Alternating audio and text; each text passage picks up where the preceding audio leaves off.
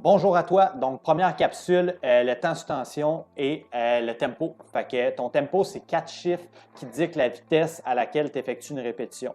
Fait qu'il y a tout le temps 4 temps dans une contraction. Dans un mouvement, ça va être 4 types de contractions. Ton premier temps, c'est tout le temps le temps excentrique. Ensuite, tu as le temps isométrique excentrique, le temps concentrique, puis le temps isométrique concentrique. Fait que, on va aller voir le tableau ensemble. Donc, si on prend un dumbbell curl comme on voit ici à l'écran, comme tous les mouvements, tu as 4 chiffres qui déterminent la vitesse à laquelle tu effectues ta répétition. Donc, le premier chiffre, c'est tout le temps la contraction excentrique. La contraction excentrique, c'est quand ton muscle s'étire ou quand tu retiens la charge, on pourrait dire. Fait que c'est pas tout le temps quand que tu descends vers le sol, là, comme qu'on pourrait penser. En fait, c'est vraiment quand ton muscle s'étire. Fait que c'est important que tu comprennes c'est quoi une contraction excentrique. Généralement, c'est quand deux membres vont s'éloigner. Fait que comme ici, on va avoir le biceps ou l'humérus ici, puis l'avant-bras là, ici qui vont s'éloigner un de l'autre. Ça va être mon temps excentrique. Fait que, ensuite de ça, mon deuxième chiffre, c'est tout le temps ma contraction isométrique excentrique. Ça veut dire, isométrique, ça veut dire que tu ne bouges pas. Fait que c'est une contraction sans bouger dans la partie excentrique. Ça veut dire, après avoir fait ma partie excentrique, quand que mes deux membres se sont éloignés, je fais une pause sans bouger dans ce moment-là. Le troisième chiffre, ça va être ma contraction. Fait que c'est ma contraction concentrique. Fait que c'est le mouvement qui est le plus facile à figurer. C'est quand je contracte, quand mon muscle se rapproche, quand il se rétrécit.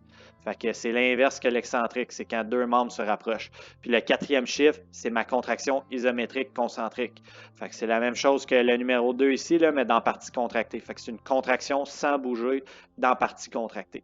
Fait que c'est ça mon tempo. Fait qu'en résumé, c'est la vitesse à laquelle tu effectues une répétition, c'est déterminé par mon tempo. Fait que par exemple, mon premier chiffre pourrait être écrit 4, deuxième 0, 1, 0. Ça voudrait dire que je descends en 4 secondes, 0 secondes en bas, je contracte en 1 seconde, puis je reste 0 secondes en haut. Puis là, je recommence, 4, 0, 1, 0. Fait que c'est super important que tu maîtrises ça, parce que quand on multiplie cette vitesse-là, fait que ça serait 4, 0, 1, 0 comme je dis, ça ferait 5 secondes par contraction. Eh bien, si je multiplie 5 secondes par, admettons, 10 répétitions, ça va me donner 50 secondes. 50 secondes, c'est mon temps sous tension. Donc, mon temps sous tension va être déterminé par la vitesse de mon tempo multiplié par mon nombre de répétitions. Fait que c'est super important que tu maîtrises ça. Je sais que c'est sûrement basique pour toi, mais si tu ne maîtrises pas ça, tu vas avoir de la misère à utiliser les prochaines astuces de programmation que je vais te donner. Fait que c'est super important parce que ton temps sous tension, lui, va dicter en grande partie l'effet d'entraînement. Fait que c'est pour ça que j'en parle en premier. Je veux vraiment que tu maîtrises bien ça, puis tu vas être prêt là, pour des trucs un petit peu plus poussés dans les prochaines vidéos.